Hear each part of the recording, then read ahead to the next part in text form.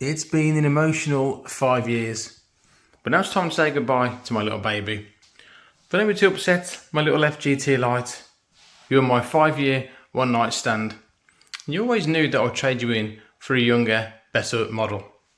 And speaking of which, here it is as we start our brand new relationship with Matt. We'll call that Matilda.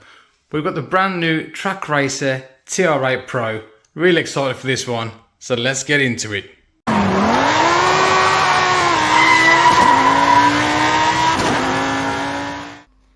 Here we are. Welcome back to the channel, and as you've seen in the intro, today is a great day.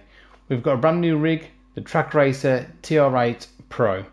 So we'll take a closer look at the rig itself. We're not going to show you the full build unless you want a 5-hour video.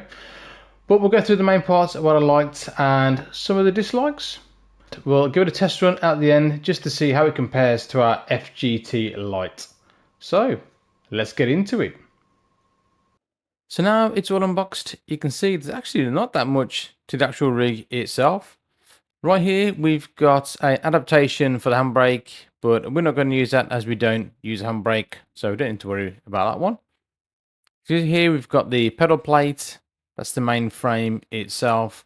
And these are all the parts for the wheelbase and the seat sliders too. But one thing I noticed is actually how heavy this is. It feels absolutely solid. So all we've got to do now is put this bad boy together. So everything now is in place. We've got all the gear on. Transferred everything from our old rig onto this one. So we're going to have a little look around just to show you a bit of a closer look of this. So we'll look at the Rally bucket seat itself. It's so different than sitting in the FGT Lite, where around here we had a bit of padding but not much at all. This one actually wraps around your body quite nice into one-piece seat. These mounts were an absolute pain to get together. Now the instructions told us to fit it to the bucket seat first and then the base. Nightmare. So we went the opposite way, did it to the base first, and worked a lot better. But yeah, putting this together, even though there's not much to it, did take a while. These screws and holes not matching up, marrying up at all, and there's a little bit of superficial damage. I don't know if you can see that much on there. A bit of a scratch at the front there, and also a bit of the paint missing at the front. You're not going to see that, so I'm not too worried about that. And to be honest, I'm not really sure if that was there when we opened it, or whether that was us. We were trying to put this together. Sturdiness, I mean, compared to the FGT Lite, this thing weighs a ton. Almost put my back out yesterday lifting this bad boy, but got there in the end. Got a bit of a sweat on, but managed to do it. Obviously, when you get a new rig, the thing is to set everything up to how you want it. So making sure the pedals are far enough back with these adjustments you've got on the front there, which you can move it forward and back. And you've got a bolt at the end of this side where you can move it up and down, so that creates the angle for your pedals. So I'll do like a higher angle, so when I go on full throttle, it doesn't feel like I'm pushing my foot down too much. But again, it's all kind of subjective to how you feel and how you feel in the cockpit and how you want it. You can see you've got a seat adjuster underneath to move back and forth, which is nice and easy.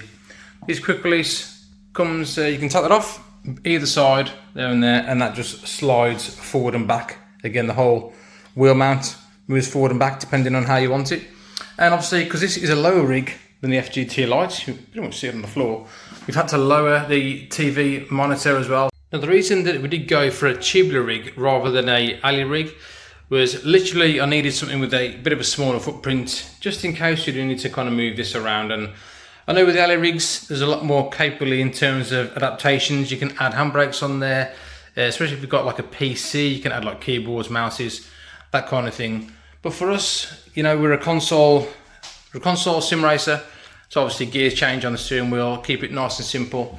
And if it does come to me having a PC in the future, then we'll look at something else. But for now, this is perfect for us. And I think in terms of style, you can't argue with that. It looks absolutely fantastic. But there she is, the TR8 Pro. So what we're going to do, we're going to get in, we'll give it a run, and we'll tell you how it goes. So I've not really set the car up fully yet, so excuse the driving if it's poor, but oh god, straight away I can tell with the braking straight away. You're fixing this seat, man. This is the beauty of having a bucket seat. Oh, a world apart, a world difference in the FGT Lite. When you're hitting the brakes, hang on, wait there. Oh yeah, so satisfying. Oh, I like hitting the brakes now. Oh, this feels amazing. So your coccyx kind of compresses in the bottom of the seat when you brake, and there's just no movement there whatsoever. Yeah, the FGT Lite, what you had is literally a fabric seat. So whenever you applied the brakes, you'd get that movement, that bit of flex. Yeah, and it was, I suppose I was used to it, so I didn't realise how bad it was until you jump in a rig like this now and feel how good this actually is under braking. So it feels like you're in a proper car, which is obviously the idea. Bit of traffic jam, not the best idea I suppose to run 20 cars at much life, starting dead last, but you know what, let's have some fun with it. Welcome to P13. Yeah, the sturdiness of the wheel plates and the wheelbase is pretty good as well. I wouldn't say it's not 100%. I think you'll definitely get more stability with that in an alley rig. But to be honest, yeah, it's hardly noticeable unless you're being really picky. I mean, I'm not going to be one of these reviewers that pick at everything, because to me it feels absolutely brilliant compared to what I was used to before. Anyone who plays GT7 will know that when you get the understeer, that the car gets horrible vibration through the wheel if you overturn or over-rotate the wheel, and sometimes when that shakes, in the FGT Lite previously, the whole frame was shaking. It was horrible. You know, the whole wheel was shaking in your hand and the whole frame was shaking. This thing now, yeah, you can actually feel the detail through the wheel itself, which should in theory make it easier to kind of catch, I think, slides. We'll test it out a bit, just put the power down. Side to side, you don't get anything. Up and down, maybe a little bit. But again, it's really not noticeable when you're driving. So those little slides there, you can seem to catch it a little bit better. I mean, that just be might just be in my head, but it does feel a lot more sturdy. I feel like I can control the car a little bit more, perhaps.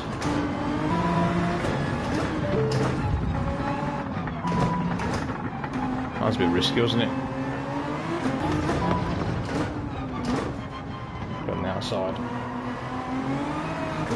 Yeah, plant that a bit there. You can see I've got TCM on just to help us as well, but yeah, I feel like the detail just seems to travel to my hands a little bit quicker, and you get that bit more detail than I did before, rather than losing all that kind of fine detail through the shaking frame.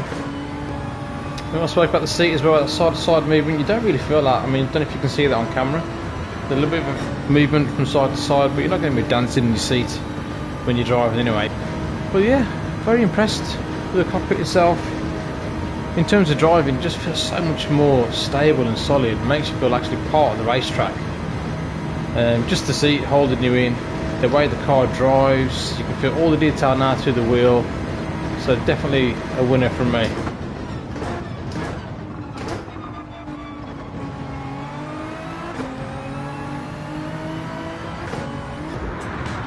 So overall, I think it's a actually fantastic bit of kit. Night and day in terms of stability, in terms of looks, in terms of functionality, what it can do. Just night and day between this and the FGT Lite, I must say. Now, I'm not a reviewer, so this is just my personal experience. I've not tested everything out there, so like I said before, there's other ones out there you can buy. A lot more expensive, a lot cheaper. But for what we need it for, it's got a small footprint, which I know I keep talking about, but that's ideal for us. We need it for the limited space that we've got in this room. So that's it. I think it's brilliant. I can't go wrong. Smiling from ear to ear, and that's what it's all about, isn't it? That's why we do this, that's why we play this game. But that's it for me, guys. Thanks for watching. I hope you enjoyed the video. Happy racing, and I'll see you all on the next one. Laters.